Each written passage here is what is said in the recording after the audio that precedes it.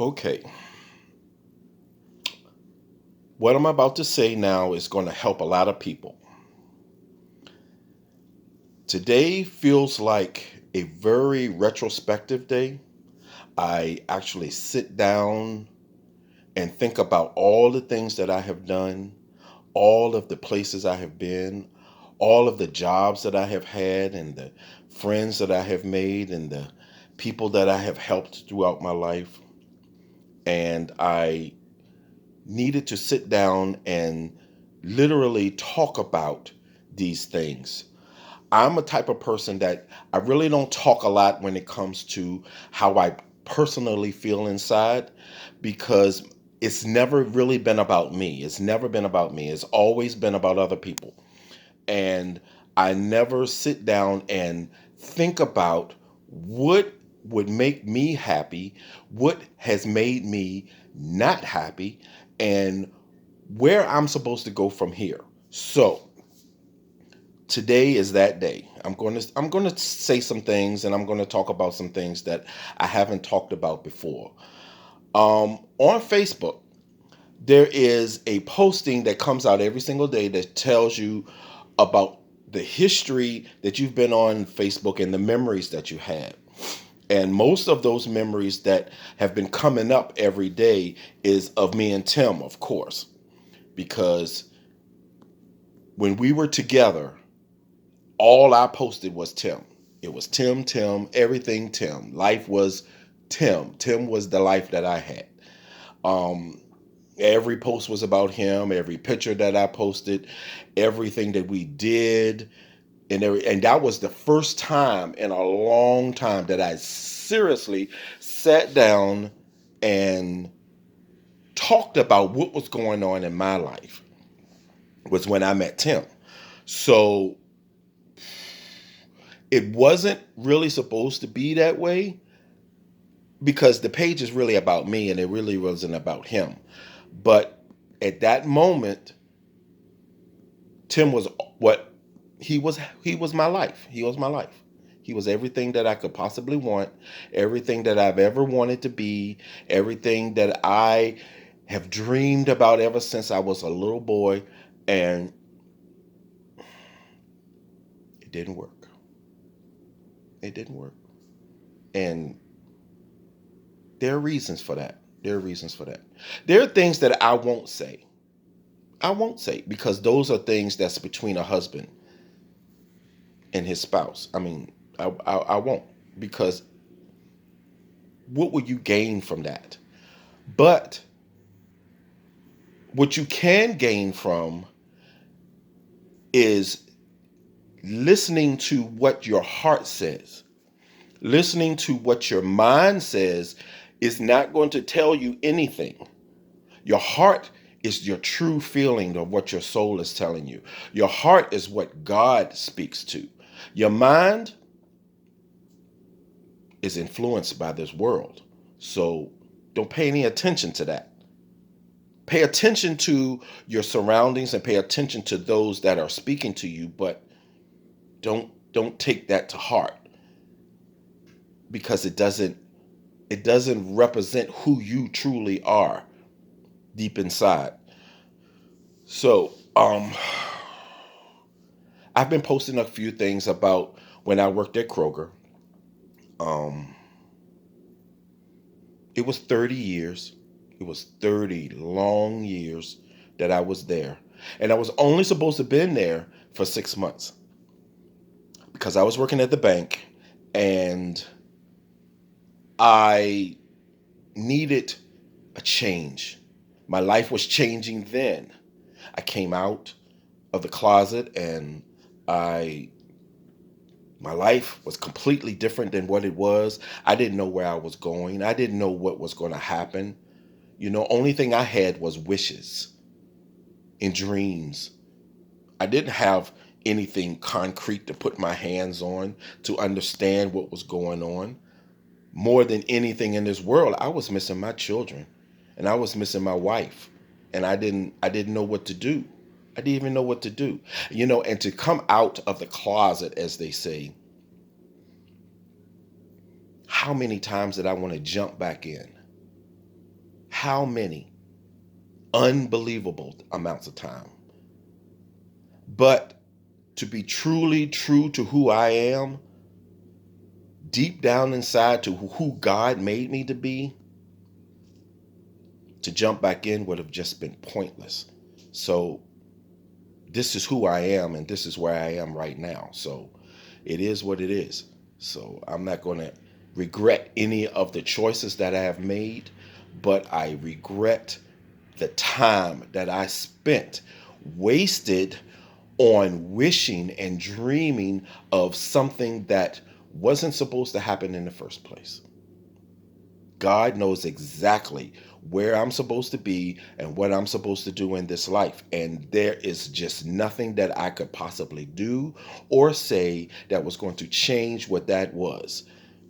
God gave us free will, of course, but when you feel deep down inside that you are a chosen person, then no, nothing was going to ever change that. So everything that I've been through in this life was completely preparing me for the life that I have right now and the life that God wants for me in the future. So to change anything wouldn't, I wouldn't do that. I wouldn't do that. So I'm going to spend a few moments sitting in this chair, and I'm going to sit down and I'm going to just talk about all of the things that I have been through and how my life has evolved to what it is right now. It's going to be hard because I don't want to talk about it. I don't want to talk about it because there are things that have happened in the last few years that have truly, truly hurt me. And I don't want to bring that up. But for those of you that know me, and there are a lot, there are a lot, they want me to do this anyway. Terrell is one of them. And I know he's going to see this. So, yeah, I need to do this. I need to do this because he's kind of worried that I'm not facing reality.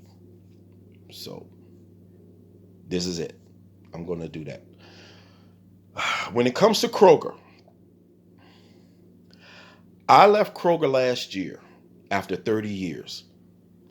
And it was probably something that should have happened years and years and years ago.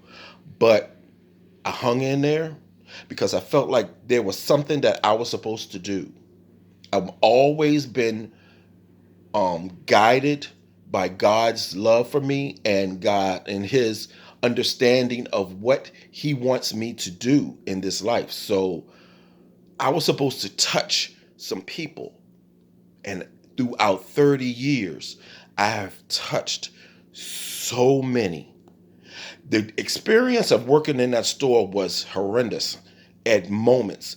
There were times that I could have threw my hands up and walked out of that store without thinking about it for 2 seconds because it frustrated me and it was just ridiculous and I was disrespected and I was completely treated like I wasn't even a human being at times. It was just stupid, and I didn't understand why people were acting the way they were. And these were people who are in authority that thought that they could control me in some way. Now, I have a God-given talent that I didn't learn anywhere. Nobody taught me. It came from nothing. It came from nowhere to be able to design cakes and do what I was doing. And I can only look at that as God put that in me because there wasn't any reason for me to be even thinking about being able to do this, but it came so easily to me and I was good at it. I was very good at it. I felt really strange at times that I was wasting my life because there wasn't really a lot of people, especially black men, in this business that could do what I do. Um, and a lot of people didn't think that I could do it. They thought that, why are you doing this? And my mom was one of them. She was one of them. She thought, um, how are you going to make a living doing anything like this? And I couldn't get her to understand that this was a part of who I was. This is a part of what I can do. I like working with my hands and I like being creative. But she was worried that, you have a family, you have to do this and you have to do that. And she's from a different generation. And I understand that. Okay. Okay. She thought that way too when I was younger and I wanted to be a fashion designer and I was good. I was good. I can still do that. I was good. I was good. But she was afraid to tell me to pursue that because in her reality and back in the 70s, there wasn't any black men actually designing clothes. There really wasn't. There wasn't. And the dreams that I have, and I am a dreamer, and I have told everyone that ever knew me that, well, this is what I do. I'm a dreamer. I'm a dreamer. And I tried my best to make every single dream that I have come true. And that was one of the dreams that I wanted to do. So I pursued it and I took that craft and I worked on it and I worked on it and it was an amazing ability. Amazing. I met a man. Um, his name is Michael Taylor. He works here in town. Um, and I did a small internship with him for a little while. And it was probably the most rewarding thing. And I got to meet the most unbelievable talented man, anointed by God in what he did and what he's doing right now. And he thought that he saw something in me and he didn't have to take me in. Why would he? I was just a stranger off the street.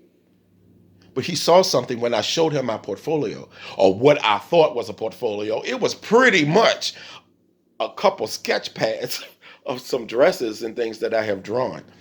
And he saw something in me that reminisced with him, when he first started. And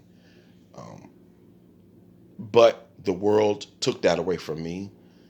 I couldn't take that time to really devote myself to it because I have two boys to raise.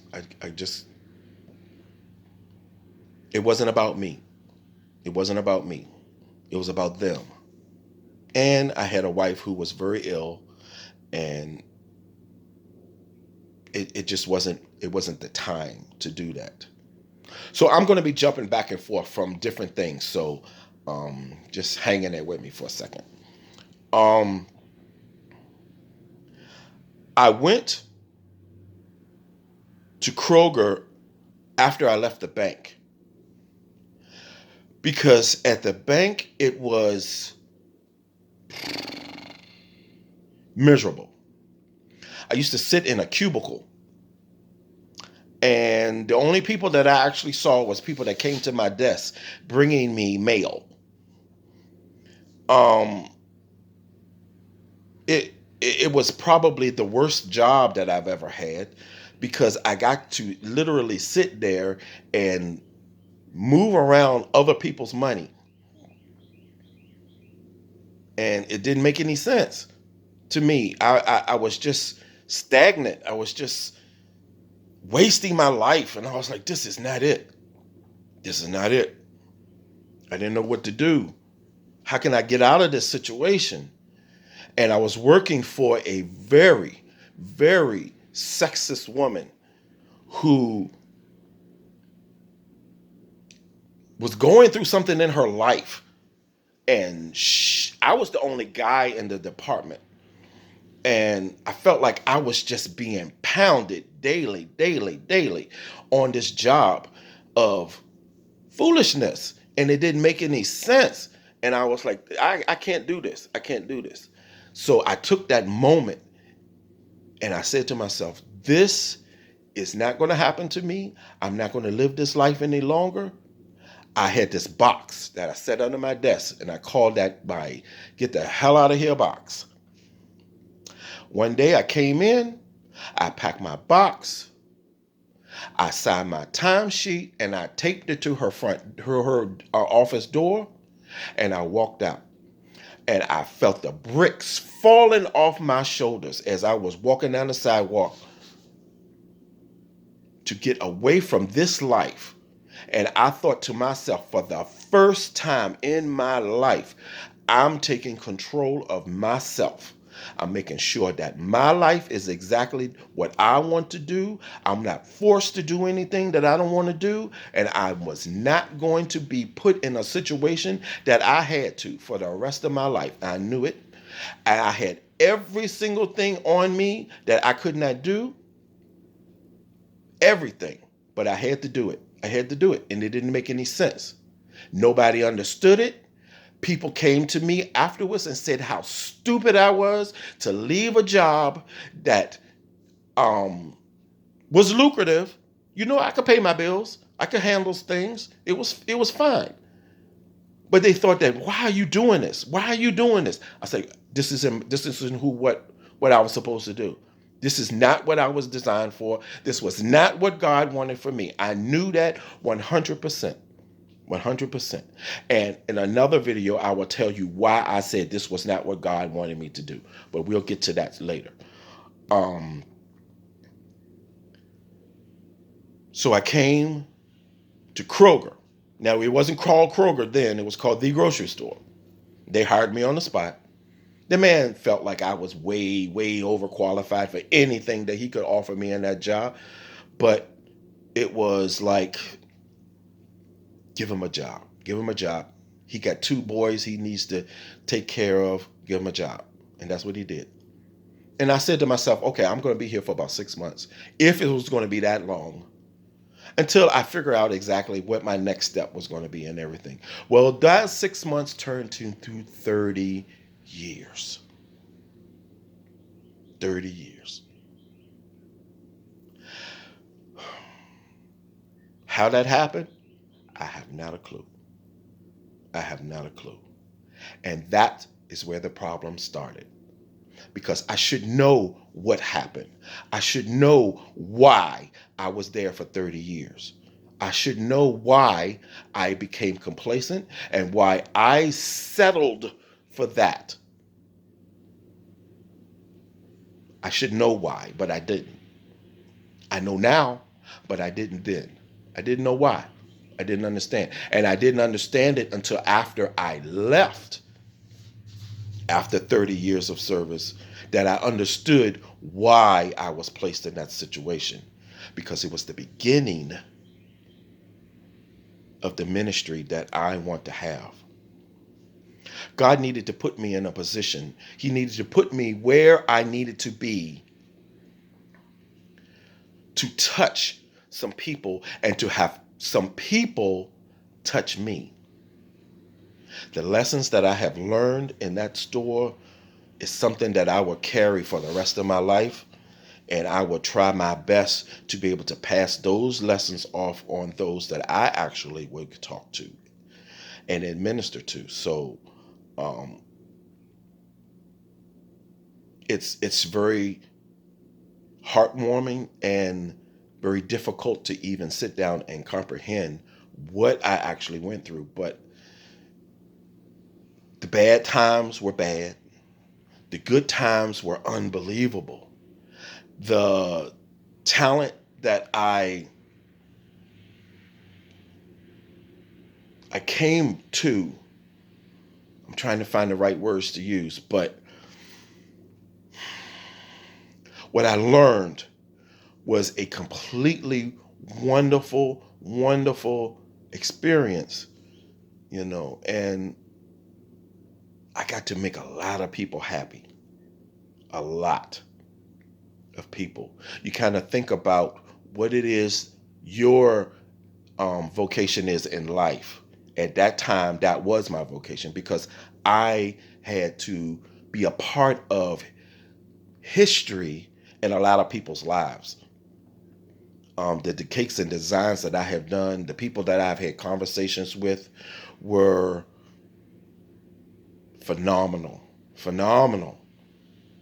I've cried with people in the store. I've held people in my arms as they cried in sorrow and in joy because they needed somebody there for them at that time. And I will never forget those moments. Um, there were a couple of them. One of them was a woman who she had 5 miscarriages and she was pregnant and she wanted to have a baby shower. This was her 6th pregnancy.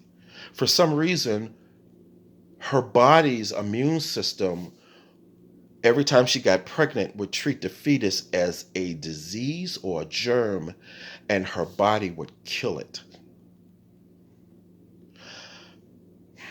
That was something to actually listen to have a woman tell me that. And she said she was afraid that this pregnancy would end up like the other ones. So the doctors weakened her immune system so that she would be able to carry a baby to term. And she did. So she came to me and she wanted to have a baby shower. This was like a month after the baby was born. And I said, okay, okay. I will design something. Tell me what colors you want to do. And it was a little girl. So I did the cake in pink and yellow. It was beautiful. It was beautiful. She came back after the shower, sobbing, crying uncontrollably, hugging me and holding me, telling me that I did something for her that she would never ever believe in a million years that would happen to her. And I was a part of that. She showed me pictures of the shower and the baby and everything. And she thanked me for being there for her when she needed somebody.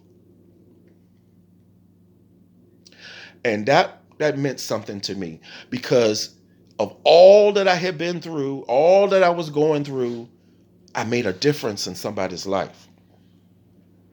I made a difference. I don't remember her name, but I will never forget her.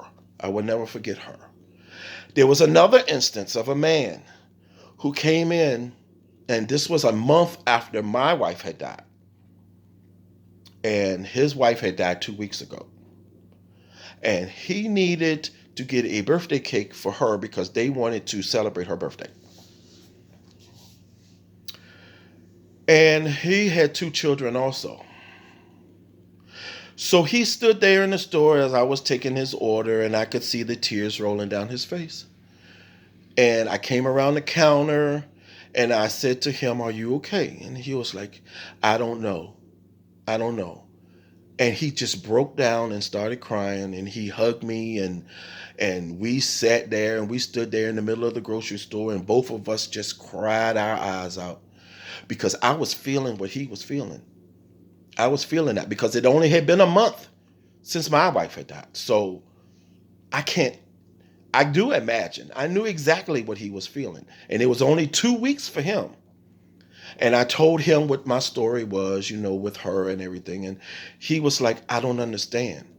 How? How can you possibly, how can you possibly be standing right now? How can you do that? I don't understand it." And I looked at him and I said, "You do understand what I'm saying because you're standing right now. You're standing right now. And there are going to be days that you feel like I can't go another step. I can't blink my eyes. I can't take another breath. But you will. But you will. You scream when you need to scream, but you keep on going. You keep on going because that's what she would want, and you keep on going. So we kept in touch with each other for a while. Um, and then we kind of lost touch. I don't know if he moved away or whatever. I'm not sure. Maybe that was just supposed to be. It wasn't supposed to be a lifetime thing. It was just an opportunity of two people who understood each other. I will never forget him. I will never forget him. I could go on and on and on. I'll give you one more. There was a woman, and this was in the last year that I was working at the store. And she came to me and she said she had to order a cake for her mother. She was an older woman. She was older than I am. And she didn't, she was confused about what was appropriate. She felt really scatterbrained. She didn't know what she was thinking. She had a million things that she was doing, and she started to cry. So I went to her and I said, it's okay. It's okay. Because I had recently lost my mom. And I knew what she was going through. Her mother had a very lengthy illness, just like mine's. And she didn't know how she was going to handle this because the funeral was going to be the next day. I told her, you do what you can do today. There are going to be things that you have to deal with that you don't want to deal with. There are going to be memories that are going to come to your mind that you don't want to even remember. You're going to feel emotions that you've never had before in your life because nobody on this planet is going to take the place of your mama. And there was nothing that you can do about that. You need to feel this. You need to feel this. And there will be things that you can't do. And you're going to have to give that to somebody else to do because you can't do it. But this, in this moment, at this time, you can do that. You can do this. You can place this order. And it's no problem. It's no problem. And then you can go on from there. You take it each step at a time. When you need, just like I told that man, when you need to scream, you scream. When you need to cry, you cry. When you need to sit down and be silent, that's what you do. Because you don't have to be strong for anybody. Because you loved her. You loved her with all your heart. And she is the first person that you ever seen before in your life. And she's gone. What you gonna do? So for you to not have an emotion on that situation, no. And don't listen to anybody that says, you better be strong.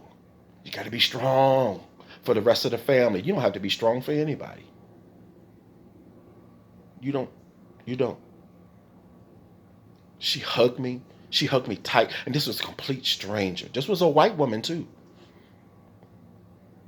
She walked away. She came back the next day to pick the cake up and everything. She hugged me again. She said, Mark, thank you. Thank you for your words of encouragement. Thank you for being there for me at that moment. And she said, I felt like it was something that God needed me to hear. And you were the person that was supposed to say it to me. It touched me. It touched me deeply. So all the foolishness that I had to go through in 30 years on this particular job, it didn't matter. It didn't matter. Because those three that I've told you about were enough to keep me there for 30 years. Because I touched another life. I made somebody feel a little bit better about being here on this planet. And it's something that they will never forget. And it's something that I will never forget. But I always said from day one, I am in this store until my job is done. And when I got to that very last day after 30 years, I felt my job was done. And it's time for me to move on. It's time for me to move on. My job now is to proclaim the love of God to each and every person that I come in contact with. My job is now to be able to walk this earth and to help as many people that I can possibly help. My job now is to make sure that God's will is done in not just my life, but in everyone else's. I'm going to do whatever I can do to help as many people as I can possibly help, to be able to be there for as many people as I can possibly be there for, to listen, to just sit down and listen, because people feel like they're not heard. They're not heard. Going through seminary right now has been the most rewarding thing that I have ever done in my entire life. I've never, ever regretted leaving that store because I knew exactly where I was going to go. I knew where I was going to go. I had to make a really big decision when I left because I wanted to open my own bakery. That was the first goal because I felt like I've learned so much and I wanted to be able to open up a bakery that I could bring people into this bakery who were in the same position that I was in, who have not had an opportunity to hone their craft, to not have an opportunity to show their talent. And that was going to be one of the main focuses of my bakery. I was going to have cake decorators that I was going to train. I was going to have bakers that I was going to train. I was going to have people who wanted to actually work in a bakery, who wanted to be in this business, and I was going to teach them what I knew. I was going to teach them all that I have known. I have forgotten more than most people have ever known when it came to a bakery. And I was good at it. And that is not boasting or being proud. I am. I have to actually say I am. I'm proud of that because what was given to me from God. So I know it wasn't for me, it was for everyone else.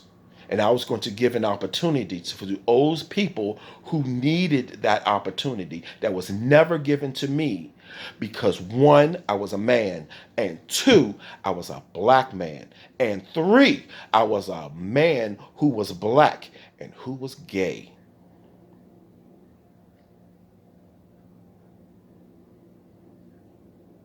The